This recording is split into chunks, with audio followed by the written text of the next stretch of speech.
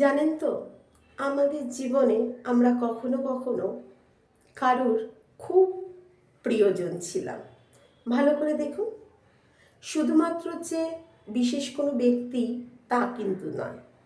আত্মীয়, স্বজন, বন্ধু, বান্ধব সবার কাছে আমরা প্রিয়জন ছিলাম।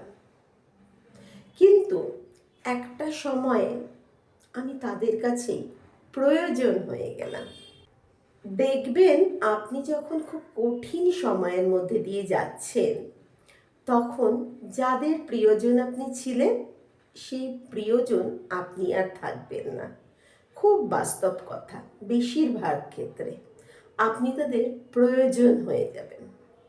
এবার আপনি ডিসাইড করুন যে আপনি প্রয়োজন হয়ে গেলে আপনি কি তাদের সঙ্গে সেই সুসম্পর্কটা বজায় রাখবেন। সেক্ষেত্রে হ্যালো, হাই, এইরকম সম্পর্কটাই বজায় রাখাটা অনেক ঠিক। কারণ কারোর প্রয়োজন হয়ে নিজের আত্মসম্মানে কখনো আঘাত করবেন না। আপনি তো নিজেকে ভালোবাসেন। আপনার কঠিন সময়গুলোতে আপনি বুঝে গেছেন কারা আপনার সঙ্গে ছিল, কারা আপনার পাশে থাকবে, এবং আপনার যখন সাইমেন্টেনাসলি ভালো সময় আসবে, সেই কিছু ব্যক্তির কাছে আপনি আবার প্রিয়জন হয়ে যাবেন। তো সেই সময় আপনি কি করবেন? ভালো সময়ের সময় আপনি প্রিয়জন থাকবেন তাদের? আমার তো মনে হয় না। নিজের আত্মসম্মানে যখন একবার আঘাত লাগে, তখন সেই ক্ষেত্রে কারোর প্রিয়জন হওয়ার দরকার নেই। ওপরেই একটা হালকা হাসি আর হাই হ্যালো, এই সম্পর্কটাই রাখা উচিত। দুঃসময় আপনাকে বুঝিয়ে দিয়ে গেছে যে যারা আপনাকে প্রিয়জন বলেছিল, তারা অরিজিনালি আপনাকে প্রিয়জন ভাবে না, আপনাকে প্রয়োজন ভাবে। তাই সময়কে ধন্যবাদ জানান মানুষ চেনার ক্ষেত্রে।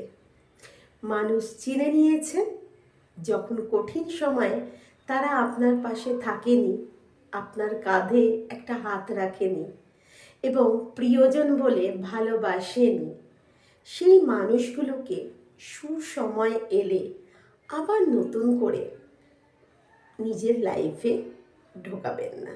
তাদের সঙ্গে ওপরে হাই হ্যালো এই সম্পর্কটা রাখুন। কারণ কারোর প্রয়োজন হওয়া, অপশন হওয়া, নিজের আত্মসম্মানে ঘা দিয়ে তাদের সঙ্গে আবার সব কিছু ভুলে গিয়ে মেশা, সেটা না করে মানুষ চিনে নিন। সময় আপনাকে মানুষ চেনাবে, কি আপনার প্রিয়জন আর কি আপনার প্রয়োজন।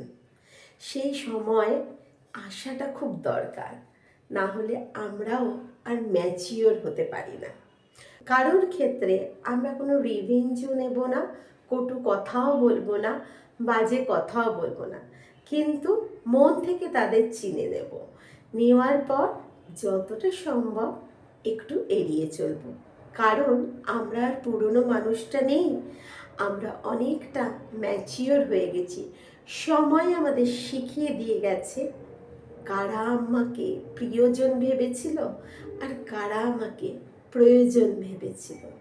তাই সময়কে অনেক অনেক ধন্যবাদ যে আমাকে মানুষ চেনানোর ক্ষেত্রে সময় মানুষকে চিনিয়ে দেয় প্রিয়জন আর প্রয়োজনের পার্থক্যটা। তাই কোনো ইগো নয়, কোনো কিছু নয়, হাসি মুখে নিজেকে ভালোবাসুন, নিজের আত্মসম্মান বজায় রাখুন, আর সেই মানুষগুলোকে চিনে নিন যারা বলেছিল আপনি নাকি তাদের প্রিয়জন।